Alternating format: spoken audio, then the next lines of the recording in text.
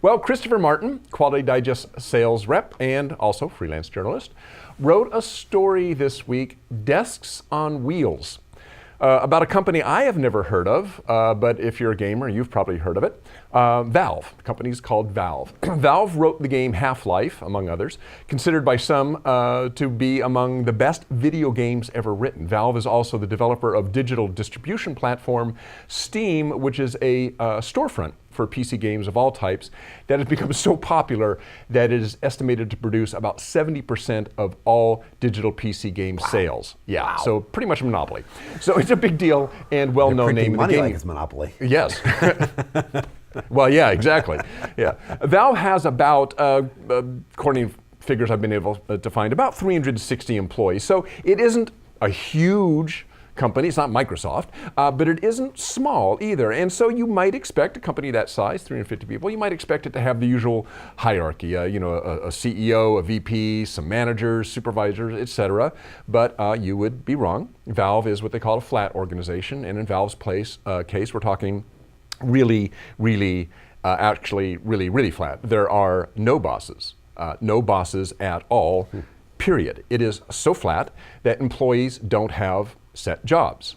They don't have a boss, they don't have a workspace or titles or projects or anything. They work on what they want to work on. If a project seems interesting, out of the many projects going on, they literally wheel their desks are on wheels, they wheel their desk over to that group or people that is working on that project, and they start working with them. And if they want to work on another project, they just unplug their desk and roll it somewhere else. Each employee decides how best to use his or her skills to meet the needs of Valve's customers. And that's a critical thing. The word customer shows up many times in their employee manual. Active projects are all determined by the employees as well. Employees regularly get together to discuss new ideas and ongoing projects. And this is another interesting thing, particularly among software industry. There is no mandate that developers put out a game a year or an update a year. And a lot of software companies work that way. Activision's Call of Duty, for instance, puts out a new game every year. And a lot of software companies do that. And that's their schedule. It's every year you got to put something out because they feel like, well, if you don't, it's going to look like you're not doing anything, right? Yeah, and that isn't the way Valve works. Now, all this has this kind of no boss and flat organization has led to critically acclaimed titles like Half-Life, as we said, the groundbreaking first-person puzzle game Portal, and as I mentioned, the distribution platform Steam. Now, you're probably thinking, yeah, a no-boss environment, yeah, right, sure. But in Valve's case, it's actually codified. Here is what it literally says in Valve's employee handbook, which you can download from their site. Under the heading, Welcome to Flatland, the manual says this: it's our shorthand way of saying that we don't have any management and nobody reports to anybody else. We do have a founder or president, but even he isn't your manager.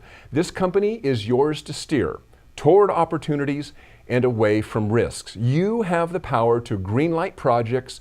You have the power to ship projects. Now that in itself is pretty mind-blowing, but this is the one that really got me. Same manual, a few paragraphs down. This is an actual screenshot from the actual manual. Every company will tell you that the customer is boss, but here, that statement has weight. There's no red tape stopping you from figuring out for yourself what our customers want and then giving it to them. If you're thinking to yourself, wow, that sounds like a lot of responsibility, you're right. And that's why hiring is the single most important thing you will ever do at Valve. Anytime you interview a potential hire, you need to ask yourself not only if they're talented or collaborative, but also if they're capable of literally running this company, because they will be. And the emphasis on you was my emphasis. It is in the manual. You hire people. You interview people. The hiring and firing process and performance review as well is a peer process. There aren't any bosses.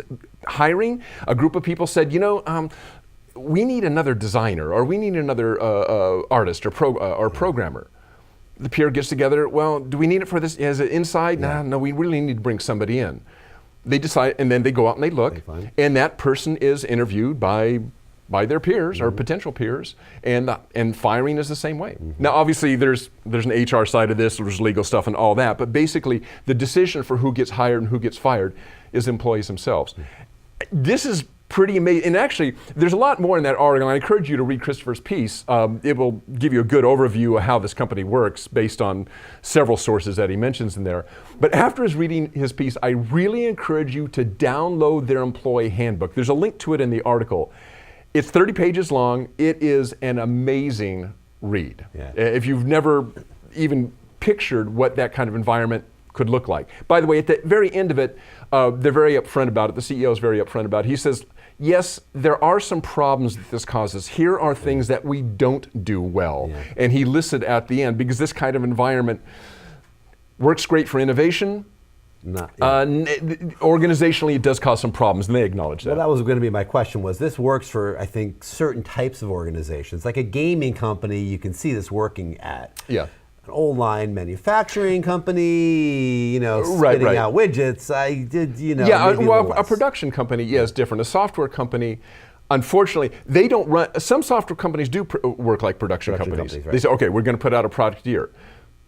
Their model says no. A product should go out when it's ready to go out. We should work on ideas that we think are going to be good, what the customer wants. We go in the direction that we feel as a peer group, and in touch with our customers and the online, the gamers and so forth.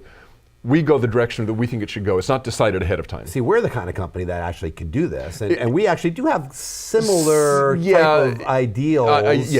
But it's hard. There are obstacles. It is hard. We're very small and we're pretty flat. But it's hard to get there.